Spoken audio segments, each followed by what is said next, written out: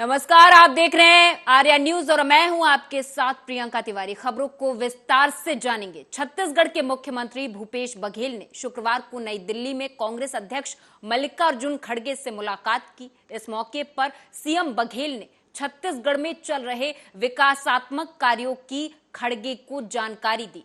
CM Baghel ने बताया कि छत्तीसगढ़ में सरकार ने सफलतापूर्वक 4 साल पूरे किए हैं। उन्होंने छत्तीसगढ़ सरकार के जनहितकारी योजनाओं की प्रगति और सरकार की उपलब्धियों से कांग्रेस अध्यक्ष खड़गे को अवगत कराया है।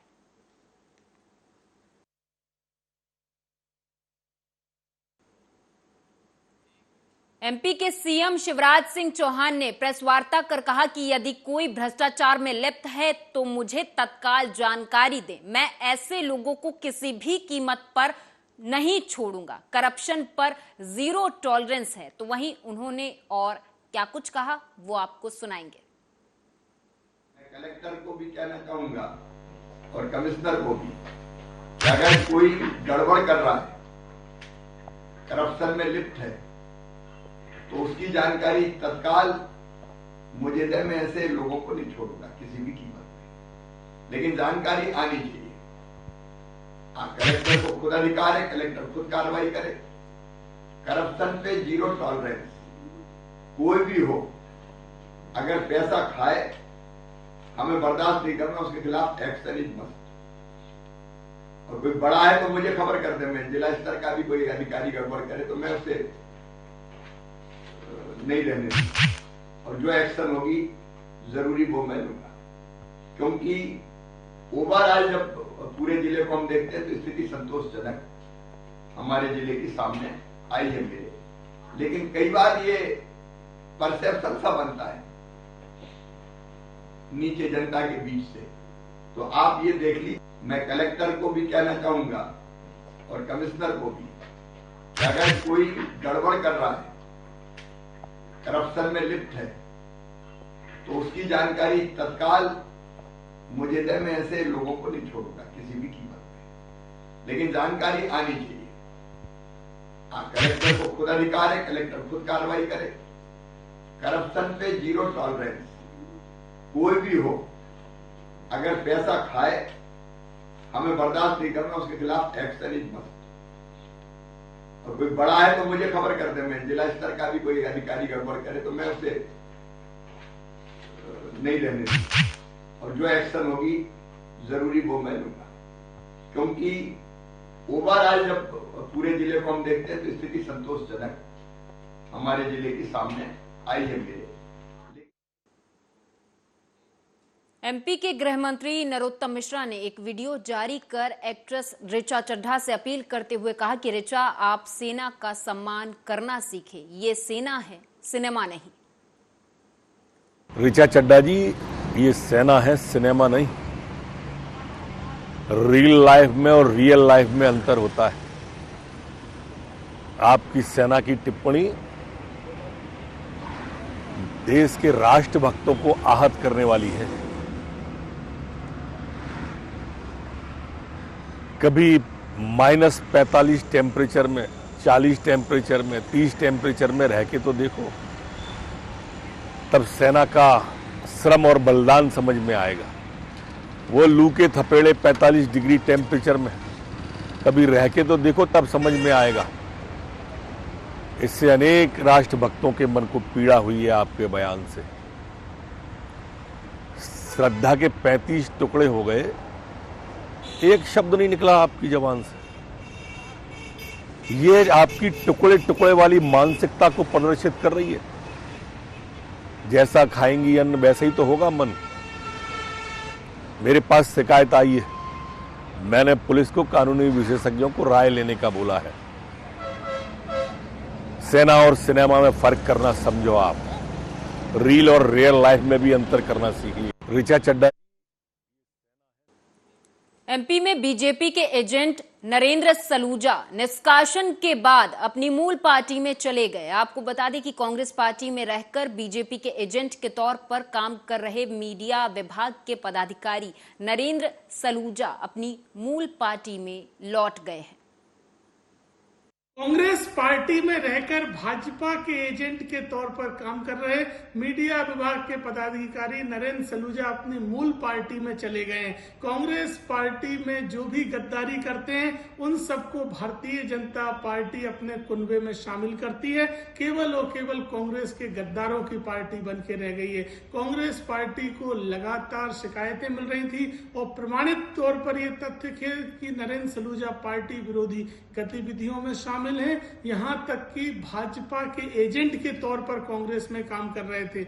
इसलिए 13 नवंबर 2022 को कांग्रेस पार्टी द्वारा नरेंद्र सलूजा को पहले ही पार्टी से निष्कासित कर दिया गया था। जब इनके झूठ फरेब का भांडा फूट गया तो अपनी मूल पार्टी जिसके एजेंट के तौर पर काम कर रहे थे उसमें शामिल हो गए हैं। ऐसे गद्दारों के भाजपा में शामिल होने से कांग्रेस पार्टी को कोई अंतर नहीं पड़ने वाला है। कांग्रेस पार्टी में रहकर भाजपा के एजेंट के तौर पर काम कर रहे मीडिया विभाग के एमपी में निकल रही भारत जोड़ो यात्रा में राहुल गांधी को बम से उड़ाकर मारने की धमकी में उज्जैन जिले की तहसील की नागदा पुलिस को सफलता हासिल हुई है। दरअसल पुलिस ने उसे संदिग्ध मान लिया था और आपको बता दें कि आरोपी रायबरेली का रहने वाला है जिसे गिरफ्तार कर लिया गया है। आगे की कार्रवाई के लिए इंदौर क्राइम ब्रांच को सूचना दे दी गई है।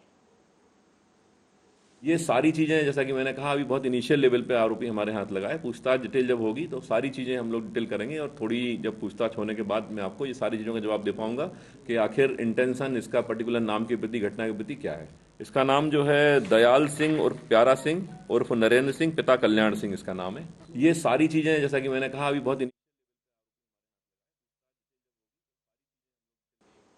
पेटलावद के एमडीएच स्कूल के संचालक स्कूल बस में 85 बच्चों से अधिक बच्चों को बिठाकर ले जा रहे थे। बच्चों को भेड़ बकरियों की तरह भरकर स्कूल में लाया जाता है जबकि पालकों से पूरी फीस वसूली जाती है, जिसकी शिकायत पालकगण लेकर स्कूल में पहुंचे थे। तभी कवरेज करने वहां पहुंचे पत्रकार का मोबाइल मधु परिहार ने छीन लिया। बदसलूकी की पत्रकार के साथ और पत्रकार के साथ इस दौरान बदतमीजी भी की गई है। और इन्होंने कहा वोट जो था वो भी चेक वो क्या करते हैं राम जी। हमारी ये समस्या थी, बच्चे सीट नहीं दे रहे थे बच्चों को। हमने फीस भी पूरी भर दी और बसों का पैसा भी पूरा भर दिया शुरू में स्टार्टिंग में, और ये बच्चों को वो टोकन नहीं दिया। हम मैडम के पास जाते हैं, मैडम बोलती है कि हमने टोकन दे दिया। मैडम का नाम क्या है? मैडम का नाम है मधु मैडम। उनको फ़ोन लगाते तो बोले हमने दे दिया ड्राइवर को, और ड्राइवर का वो क्लीनर वो मतलब वो बोलते हैं कंडक्टर के हमको वो नहीं दिया, टोकन नहीं दिया। इसलिए हम नाम हरीश बसेरे, मैं गुगरी से है। मेरे 3 बच्चे यहाँ एमडीएच स्कूल में पढ़ने आते हैं बस से। तो अभी तक तो सही साठ चल रहा था। अभी 20 दिन से इन्होंने 52 बच्चों की सीट में जो बस रहती है उसमें 80 बच्चे बिठाना चालू कर दिया और बस का टाइम भी चेंज कर दिया। 1 घंटा लेट हो गई बस। तो हम उसके बारे में चर्चा करने आए थे यहाँ पे, तो मैडम तो डायरेक्ट गर्म हो गए और कह रहे पुलिस को बुला लेने, FIR करवा दूंगी। डायरेक्ट वो अपने आप से चालू हो गए उन्हीं मधु में। तो वो परसों में खुद आया था, अकेला आया था। तो मैंने प्रिंसिपल सर से ये आवेदन वगैरह सभी उनको व्हाट्सअप कर दीजिए। व्हाट्सअप करा उनको, व्हाट्सअप करा, सभी पेरेंट्स के साइन करे हुए। मैंने कहा कि ये एप्लीकेशन है हमारी तरफ से, पालकों की तरफ से, और वो एप्लीकेशन भी ली उन्होंने। मैं एक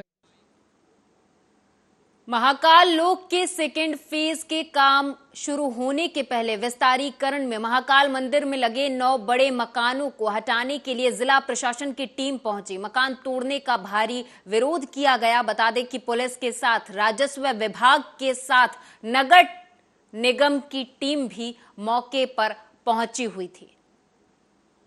और मकान का तो हमारा तरफ से कोई इसका विरोध नहीं था, पर हमारे को इसमें 2-1 दिन की मियाद मिल जाती तो हम पूरी हमारी व्यवस्था है, सामान वगैरह सब ढंग से निकाल लेते। और हमारा अभी कोर्ट में चल रहा है, 25 तारीख को हमारा इसका निराकरण आने वाला है सर।